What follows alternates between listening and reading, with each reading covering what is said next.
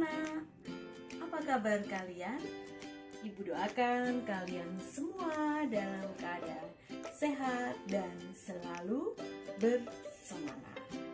Jumpa lagi hari ini dengan Ibu Wit dalam pembelajaran tematik kelas 6. Hari ini kita akan bersama-sama belajar tematik kelas 6 khusus muatan ilmu pengetahuan alam.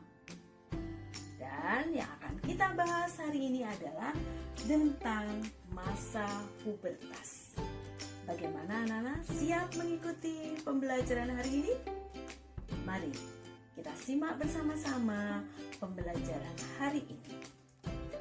Tujuan dari pembelajaran hari ini adalah setelah mengikuti pembelajaran hari ini, diharapkan anak-anak dapat menghubungkan ciri pubertas pada laki-laki dan perempuan dengan kesehatan reproduksi. Itu kita akan bersama-sama akan mempelajari hubungan antara pubertas dengan kesehatan reproduksi tadi. Yang pertama kita akan pelajari tentang pertumbuhan dan perkembangan di dalam rahim. Anak-anak, pertumbuhan dan perkembangan di dalam manusia di dalam rahim dimulai dengan bertemunya antara sel sperma dan sel telur. Nah, pertemuan atau bertemunya atau bergabungnya antara sel telur dan sel sperma ini disebut dengan fertilisasi atau pembuahan. Lalu, pembuahan atau bergabungnya sel sperma dan sel telur ini akan membentuk namanya zigot. Nah, zigot akan membelah lalu menjadi embrio atau calon bayi. Embrio ini akan menempel pada dinding rahim ibu yang disebut proses menempelnya embrio di dinding rahim ibu itu disebut dengan implantasi. Kalau pembuahan, fertilisasi. Kalau menempelnya embrio di dinding rahim namanya implantasi. Jelas ya anak-anak perbedaannya?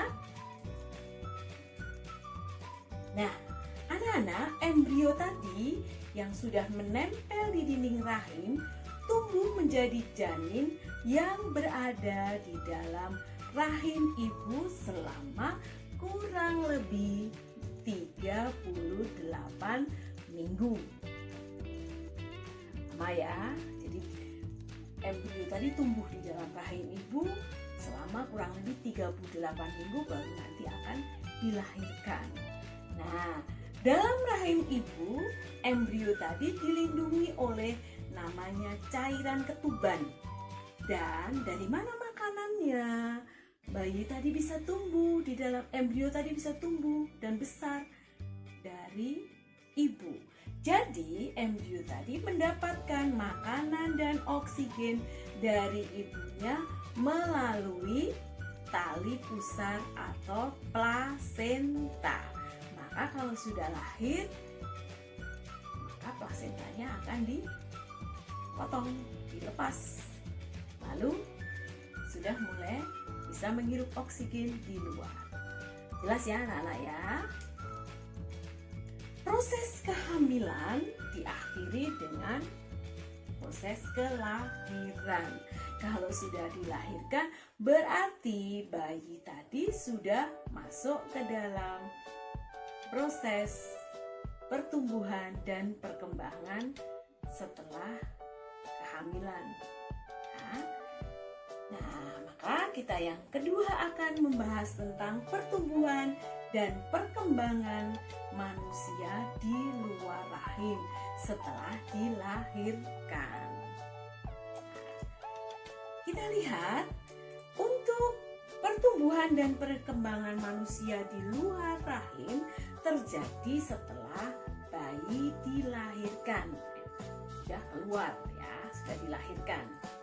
Pertumbuhan dan perkembangan terjadi di luar rahim ini dalam beberapa tahap.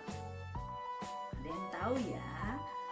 Ada beberapa tahap. Kita lihat tahap yang pertama.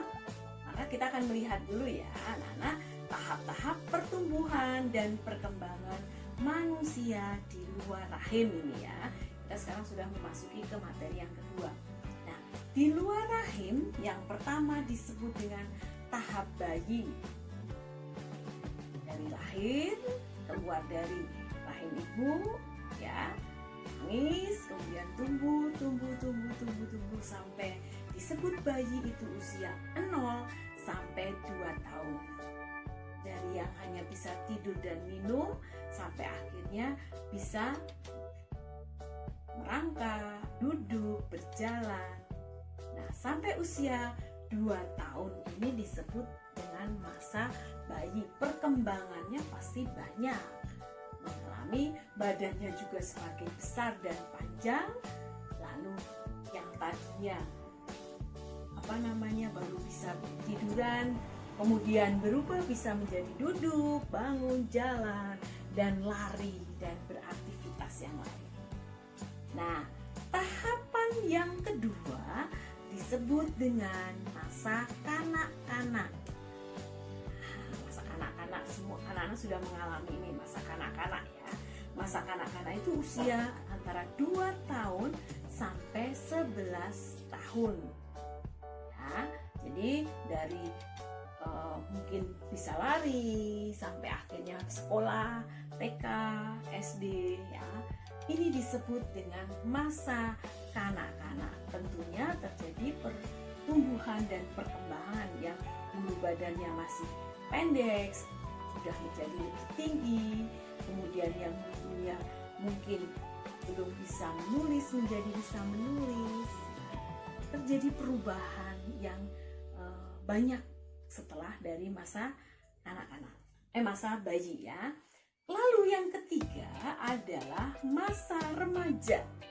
Nah, masa remaja atau disebut dengan masa pubertas atau disebut masa akil balik.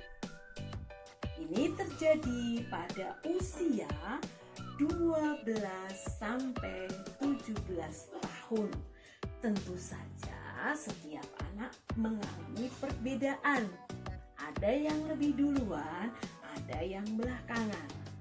Anak-anak sekarang mungkin ada yang sudah mengalami atau memasuki masa pubertas. Ada yang baru mau atau belum. Ya, masa remaja atau masa pubertas. Nanti kita akan lihat masa pubertas, masa remaja itu apa perubahan yang terjadi. Nah, yang keempat adalah disebut dengan masa dewasa. Nah, usianya antara 18 tahun sampai 50 tahun. Ini sudah dewasa, sudah mulai bekerja, mencari uang ya. Sudah mulai memikirkan masa depan atau keluarga. Ya. Lalu yang terakhir disebut dengan masa tua. Ya, ini sudah jadi kakek-kakek, nenek-nenek. Ya, usianya 50 tahun ke atas. Nah, ada yang sudah pensiun, ada yang menikmati di rumah saja dengan cucunya, ada yang juga masih bekerja. Ini adalah tahapan-tahapan perkembangan dan pertumbuhan manusia di luar rahim. Ya, jelas anak-anak? Kalau jelas, sekarang kita akan lanjutkan berikutnya. Ini yang ada hubungannya dengan perubahan pada masa pubertas. Perubahan fisik manusia yang paling banyak itu terjadi pada masa remaja. Nah, masa ini disebut sebagai tadi Bunda sudah sampaikan, masa pubertas atau akil balik. Masa ini ditandai dengan ada perubahan fisik. Kita akan lihat nanti psikologis atau emosi, dan juga mulai aktifnya alat perkembangbiakan atau perubahan primer, karena nantinya setelah memasuki masa dewasa wanita akan menjadi ibu dan laki-laki akan menjadi seorang bapak.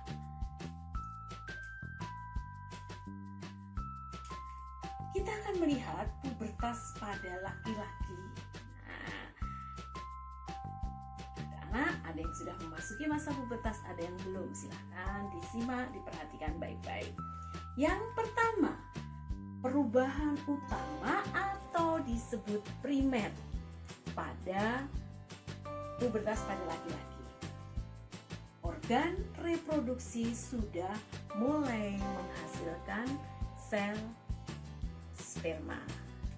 Nah, tandanya apa bahwa laki-laki itu sudah masuki masa pubertas, sudah menghasilkan sel sperma?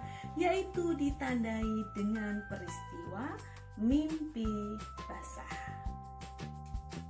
Nah, mimpi basah itu apa? Adalah keluarnya sel sperma melalui penis karena testis sudah penuh. Ketika masa pubertas, laki-laki sudah menghasilkan sperma. Nah, karena penuh maka akan keluar sebagai mimpi basah. Itu ciri primernya. Nah, sekarang perubahan fisik atau sekunder pada laki-laki. Yang pertama, dadanya terlihat bidang. Yang kedua, mulai tumbuh kumis, jenggot, jakun di lehernya. Lalu suaranya mulai membesar, ngebas suaranya.